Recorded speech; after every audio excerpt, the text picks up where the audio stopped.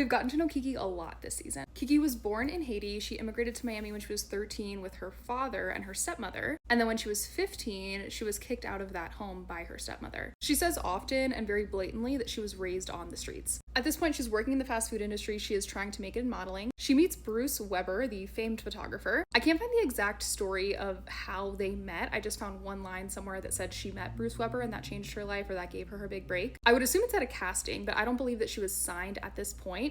And she gets her first campaign modeling for Bobbi Brown in 2005. You know that Kiki dabbled in the pageant circuit as well. She is a former Miss Haiti. I couldn't find exactly what year she was Miss Haiti. And she also competed in a pageant called the Reina Hispanoamerica. She won the Miss Congeniality Award at that pageant in 2008. Kiki had her first child when she was 18 years old. This photo is from 2019 when she was pregnant with her second child. Neither of their fathers are publicly officially known. And if you've watched these videos before, you know I don't like to share anything like unconfirmed. On Kiki's website, I found a link to like a fabulous interview that she did, a sit-down interview for a local news channel. It was published in December of 2022, so she would have already been on the show for one season, and I think this was during that second season that she was on. This is the most like personal interview that I could find of Kiki. She speaks a lot about how much she valued being a private person prior to being on the show. And there are other quotes of her like on podcasts, doing other interviews, talking about the change that she had to make mentally, that she had to like expose herself a little bit to be on reality television. The interviewer asked her about her relationship with her parents at that time after she had been kicked out, and she shares that everything she does is with her mother in mind. She's very candid in this interview. She says that at 15, after she was kicked out of the house